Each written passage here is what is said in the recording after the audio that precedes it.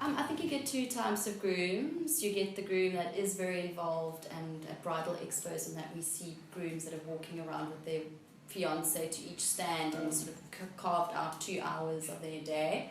And then you get grooms that have stayed at home and the mom and the bridesmaids are shopping with the fiance. So I think it follows through the wedding, what kind of groom you've got. And I must say there's been a big trend in grooms' clothing, though.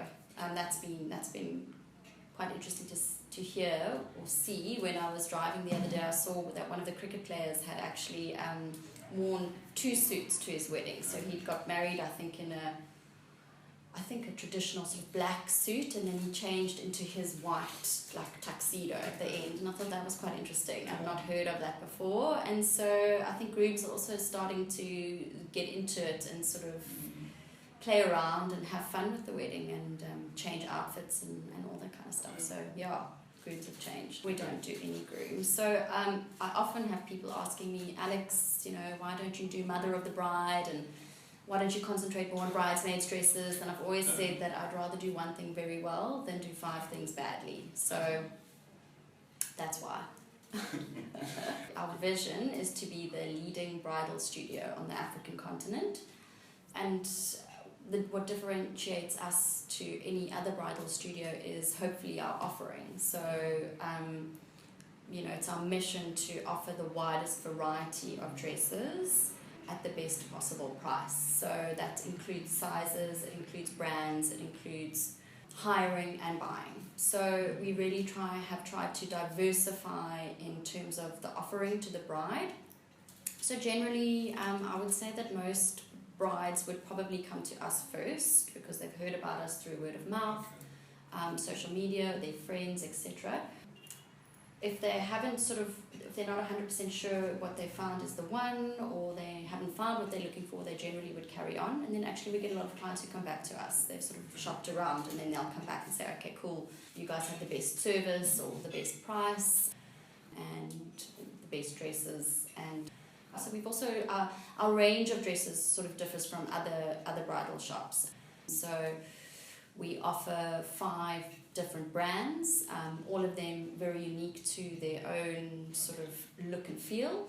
And so hopefully any bride in Cape Town or Joburg who is looking for a dress would be able to find what they are looking for at our store. I've always experienced the industry to be quite open, but maybe it's because that's how I've always approached the industry. I have lots of local designers that come to me and we chat. We talk about challenges that we're facing, designs, textures, fabrics, trends. So I've got lots of friends in the industry that, and I would say that we especially in Cape Town, we more help each other because everybody's different and there's enough business for everyone. There's not. It's like there are 2 corner cafes right opposite each other. There's enough business for both.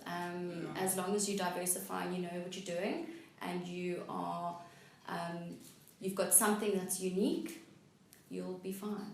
I was 26 when I started my business, so I was very young. In fact, I was probably quite blind and didn't know a lot of things, but I think that's the only way to actually start a business. There's no right way, there's no wrong way, there's no easy way. So a little bit of blind faith really works. When I got married, I think I'm not really one for the limelight or anything like that. I actually like being behind the scenes mostly. So it was a little bit difficult for me because I had quite a big wedding, and so I really shied away from the whole bridal process that most of my clients get to experience. And that is something that I often tell my clients now that I regret. I wished I'd been a little bit more out there. I wish I'd taken a few more risks in terms of what I was wearing. I wish I had gone that extra mile and been a little bit more out there. So yeah, it's interesting. It's interesting, but being unmarried, married, and now past married with kids definitely gives one a good experience and good to know each of the challenges and feelings and emotions that brides are going through. I would absolutely renew my vows and wear a beautiful wedding dress, and I probably will do that very soon. But I wouldn't say I have a lot of wedding renewals.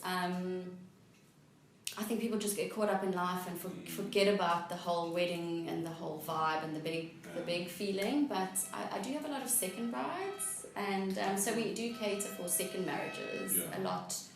We do a lot of second brides or second weddings, and I think we've also got a whole range of dresses that cater to that kind of bride, which is called the sort of older, different alternative bride. We do get a few second brides that's like their first wedding again, all over again, but on the whole, mostly definitely a much more calmer, relaxed approach.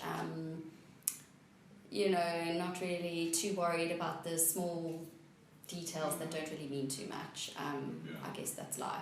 Yeah, you have to have been there to realise that.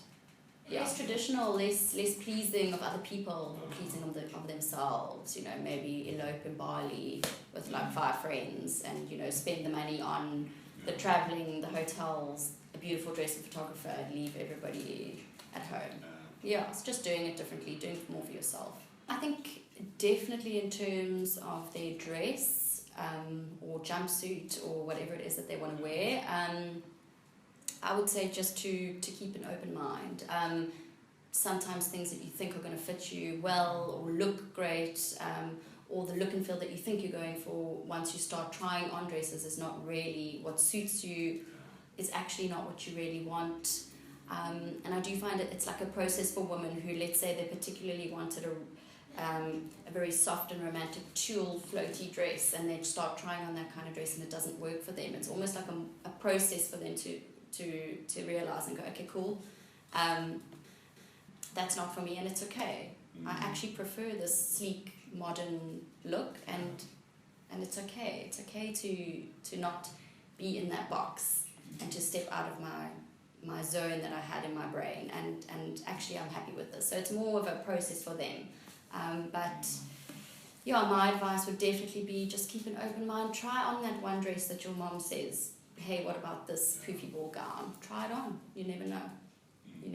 Bridal appointments you pay for, and people often ask why am I paying to come and try on dresses? And the reason is that you're paying for time. So you're paying for your consultant to really give you her 100% advice. Time and really be invested in you as a client. So there also again are different kinds of brides out there. Some brides know exactly what they want to fit, and this is what they want to fit, and then you sort of let them lead the appointment. But very often there are women that don't know what they want, or who understand that a consultant knows what dresses fit best, what dresses work well on her figure, what dresses are going to bring out her colour, what look and feel she's going for. So in those appointments it's really fun, and your consultant you can play around, and often we say, here's the studio, there are 100 dresses, you choose what you like, and during the process of trying them on we can really see what looks good on you, what doesn't, what we think you might, what might work better for you.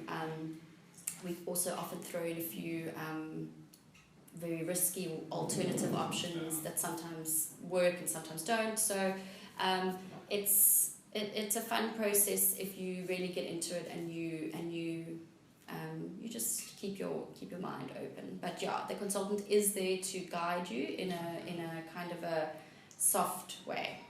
Initially, they'll always be welcomed with a friendly face, which is great, because a lot of bridal studios I do find are very uptight and stiff and awkward, and I think that puts a lot of people off. We're very chilled. Our whole concept is for you to feel at home in a very sort of unnerving or different environment.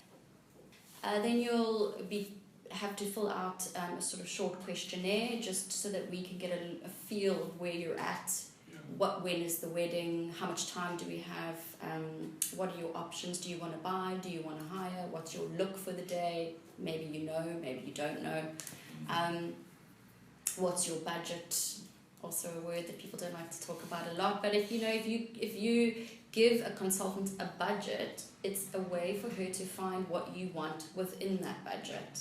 Sometimes what you want is never going to be in that budget, but we can then find you something quite close to, which is great. And then have a quick chat, and then the consultant will sort of let you go through the studio and have a look, touch, feel. It's often, as I said, girls' very first time that they're trying on dresses. They come to the wedding boutique. It's sort of their first port of call. So they've never seen a dress. They've never touched a wedding dress. They've never seen a colour change or a nude or a lace or a tulle. So once they've touched and feel, and they've sort of decided on what they would like to try, we sort of start the process of trying it on, and then the consultant will give some advice, guide them, maybe say, well, let's change direction. This direction isn't working for you. Maybe we need to try this alternative. Or have you thought of some tulle wings? Have you thought of a long sleeve bolero? There's so many things on the market and that are available to brides if you just have an open mind. And so it's often the most funnest part for a bride is their dress and that whole sort of fantasy fairy tale of looking a certain way on a day, one day in your whole life. So it's definitely a process, and if a bride does decide to buy a dress here or hire a dress from us, we sort of work relatively closely with them for a few months. So it's also, you have to have that connection with somebody. You have to trust them. You have to feel comfortable with them. And because it's not just a once-off bye-bye, it's the next few months, and as the months go on, the tension sort of builds, and the stress of the bride, the bride feels a little bit more stressed. So it's a process, but it's fun mostly.